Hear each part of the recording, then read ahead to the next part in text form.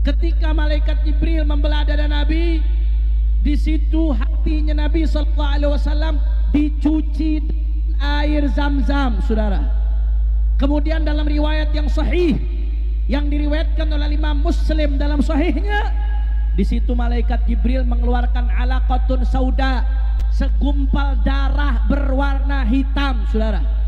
Jadi malaikat Jibril belah dada Nabi sebelum Nabi Isra Mi'raj, dikeluarkan segumpal darah berwarna hitam. Dan ini terjadi 4 kali, saudara. Apa segumpal darah warna hitam tersebut? Ini nih yang perlu dipahami. Kata malaikat Jibril, hadhihi hadzu syaitan minka. Wahai Muhammad, inilah hadzu syaitan minka, bagian setan dari dirimu. Maksudnya apa, Beb? Masa iya ada bagian setan dari diri Nabi? Ini hadisnya sahih, riwayat sahih Muslim, saudara. Maksudnya apa? Saya nggak ngerti nih, kok bisa dibilang bagian setan dari diri Nabi? Apa maksudnya? Ini yang perlu kita pahami dengan baik, saudara. Ulama menjelaskan, maksudnya kata Syekh Dardir, ay mahallu waswasatihi minka wa tasallutihi law kana alaihi sabil. Takwilan yang pertama dari ulama, kata Syekh Dardir, andai kata setan bisa goda Nabi, andai kata, makanya lewat situ, saudara. Andai kata, kalau bicara andai kata berarti udah terjadi atau belum? Belum. Maka sebelum itu terjadi, dikeluarin oleh malaikat Jibril, saudara.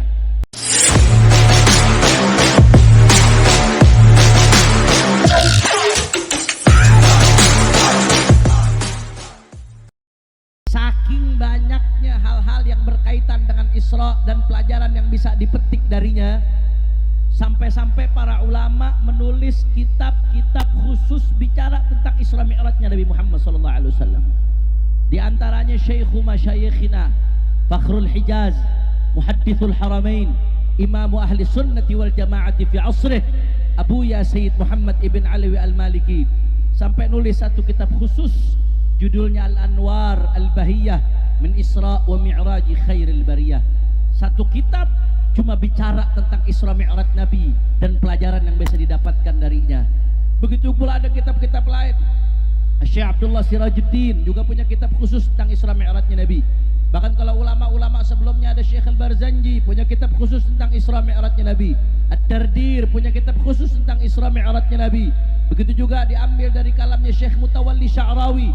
Mereka nulis satu kitab khusus tentang Isra Mi'rajnya Nabi besar Muhammad sallallahu alaihi wasallam. Ada banyak pelajaran yang bisa kita ambil, saudara. Tapi di antara sekian banyak pelajaran, ada satu kejadian yang ingin saya kupas di sini, saudara.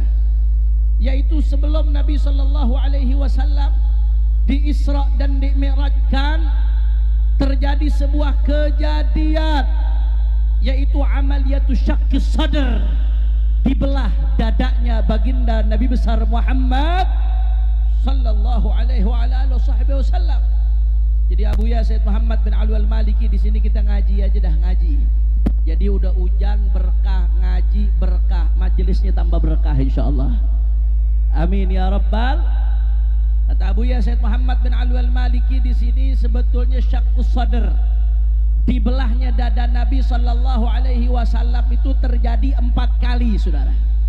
Pembelahan dada Nabi oleh malaikat Jibril alaihi salam, kemudian dicuci apa yang ada dalam dadanya Rasulullah dengan air Zam-Zam, itu terjadi 4 kali, Bapak Ibu sekalian. Kapan saja? Yang pertama, wahwa saghir fi Bani Sa'ad, ketika Rasulullah masih kecil. Ketika itu Rasulullah disusui oleh Siti Halimah As-Sa'diyah radhiyallahu anha saat beliau tinggal di Bani Sa'ad. Bani Sa'ad ini jauh, saudara-saudara.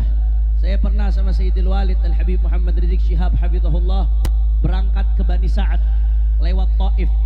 Dari Mekah ke Taif, Taif ke Bani Sa'ad lewat gunung-gunung. Di Bani Sa'ad itu dingin, saudara. Kalau musim dingin, dinginnya luar biasa.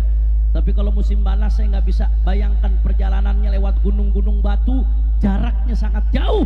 Dan itu dilakukan oleh Siti Halimatus Sa'diyah ketika membawa baginda Nabi besar Muhammad sallallahu alaihi wasallam. Singkat cerita, di Bani Sa'ad ketika beliau di bawah daripada susuan Sayyidatuna Halimatus Sa'diyah, di situ Rasulullah sallallahu alaihi wasallam dibelah dadanya oleh malaikat Jibril alaihi salam. Itu kejadian yang pertama, saudara. Yang kedua, pernah Nabi dibelah lagi dadanya kapan? Wahwa ibnu 10 sinin, ketika Nabi umurnya 10 tahun. Waktu Nabi umur 10 tahun, ketika itu juga dibelah dadanya baginda Nabi besar Muhammad sallallahu alaihi wasallam. Yang ketiga, indal bi'tsah, ketika Nabi diutus, saudara, umur 40 tahun. Ketika Nabi diutus umur 40 tahun, di situ juga dibelah dadanya baginda Nabi besar Muhammad sallallahu alaihi wasallam. Dan yang terakhir, Lailatul Isra, di malam Isra Mi'raj, di situ dibelah dadanya baginda Nabi besar Muhammad sallallahu alaihi wasallam. Jadi 4 kali dibelah dadanya Nabi, saudara. Timbul pertanyaan, Habib, itu pembelahan dada Nabi mimpi apa nyata? Sebab waktu itu belum ada bius. Jangankan dada dibelah, kita kalau disuntik aja atau dibeset dikit aja kagak pakai bius, sakit apa kagak? Sakit, saudara. Waktu itu belum ada bius, belum ada teknologi medis yang canggih. Itu pembelahan dada Nabi mimpi atau nyata? Pembelahan dada Nabi itu betul-betul real atau imajinasinya Nabi sallallahu alaihi wasallam, atau bayangannya Nabi sallallahu alaihi wasallam? Itu betul-betul hissi atau maknawi, atau sekedar maknawi saja, kiasan saja, majasan saja? Yang pertama, kata Abu Yazid Muhammad bin Alwi al-Maliki, bahwasanya wa hadha syakku thabitun bi turuqin sahihah wa huwa haqiqiyyun la yasihhu ta'wiluhu wa hamluhu al-amr al-ma'nawi. Kata Abu Ya, riwayatnya sahih. Nabi sendiri yang memberi kabar tentang pembelahan dada beliau, saudara. Karena riwayatnya sahih, banyak jalan periwayatannya, dan tidak ada indikasi bahwasanya pembelahan dada itu bersifat maknawi, maka nggak ada alasan kita untuk mentakwilkan, mengatakan pembelahan dada itu maknawi, saudara. Pembelahan dada itu nyata, fakta, realita, bukan imajinasi, apalagi mimpi. Kenapa? Karena yang menyampaikan langsung baginda Nabi besar Muhammad sallallahu alaihi wasallam. Saya mau tanya, orang Robolong jawab yang kompak. Nabi cerita dadanya dibelah, percaya apa kagak? Berarti nyata atau tidak? Fakta atau dusta? Nyata atau hayalan? Di alam nyata atau mimpi? Yakin? Betul? Sallu ala Nabi Muhammad. Jadi itu yang pertama. Kenapa saya sampaikan ini, saudara? Karena ada sebagian firqah di luar Ahlus Sunnah wal Jamaah meragukan pembelahan dada Nabi, saudara. Oh, itu riwayatnya nggak bener tuh, kadang-ada tuh. Padahal riwayat itu sahih, jalur periwayatannya banyak, dan yang ngasih info langsung Rasulullah, sehingga tidak ada alasan untuk menolak riwayat tentang pembelahan dadanya baginda Nabi besar Muhammad sallallahu alaihi wasallam. Yang kedua, saudara, ketika ada Nabi dikeluarkan, apa yang terjadi? Wa dzakaru anna Jibril lamma stakhraja qalba sayyidina Muhammadin sallallahu alaihi wasallam wa ghasalahu min ma'i Zamzam naza'a ma kana bihi min adza. Wa fi riwayatin annahu akhraja min qalbihi 'alaqatan sauda wa qala hadhihi haddu syaitan minka. Ketika malaikat Jibril membelah dada Nabi, di situ hatinya Nabi sallallahu alaihi wasallam dicuci air Zam-Zam, saudara. Kemudian dalam riwayat yang sahih yang diriwayatkan oleh Imam Muslim dalam sahihnya, di situ malaikat Jibril mengeluarkan alaqatun sauda, segumpal darah berwarna hitam, saudara. Jadi malaikat Jibril belah dada Nabi sebelum Nabi Isra Mi'raj, dikeluarkan segumpal darah berwarna hitam, dan ini terjadi 4 kali, saudara. Apa segumpal darah warna hitam tersebut? Ini nih yang perlu dipahami. Kata malaikat Jibril, hadhihi hadzu syaitan minka. Wahai Muhammad, inilah hadzu syaitan minka, bagian setan dari dirimu. Maksudnya apa, Beb? Masa iya ada bagian setan dari diri Nabi? Ini hadisnya sahih, riwayat sahih Muslim, saudara. Maksudnya apa? Saya nggak ngerti nih, kok bisa dibilang bagian setan dari diri Nabi? Apa maksudnya? Ini yang perlu kita pahami dengan baik, saudara. Ulama menjelaskan, maksudnya kata Syekh Dardir, ay mahallu waswasatihi minka wa tasallutihi law kana alaihi sabil. Takwilan yang pertama dari ulama, kata Syekh Dardir, andai kata setan bisa goda Nabi, andai kata, maka yang lewat situ, saudara. Andai kata. Kalau bicara andai kata berarti udah terjadi atau belum? Belum. Maka sebelum itu terjadi dikeluarin oleh malaikat Jibril, saudara. Itu takwilan yang pertama. Kira-kira jelas apa kagak? Tapi yang kedua, Abuya Sayyid Muhammad bin Ali al-Maliki menjelaskan, dan penjelasan yang disampaikan oleh Abuya Sayyid Muhammad Maliki ini yang paling indah, saudara. Ini yang paling luar biasa. Apa kata Abuya Sayyid Muhammad bin Ali al-Maliki? Dibelahnya dada Nabi, dikeluarkan bagian setan dari hatinya Nabi. Maksudnya apa? Nabi itu diutus rahmatan lil alamin. Wa ma arsalnaka illa rahmatan lil alamin. Bahkan Nabi menyatakan dirinya innama ana rahmatul muhda. Nabi itu kata Nabi, aku ini rahmat yang Allah hadiahkan buat umat. Kata Rasulullah sallallahu alaihi wasallam, aku rahmat yang Allah hadiahkan buat umat. Kata Nabi sallallahu alaihi wasallam.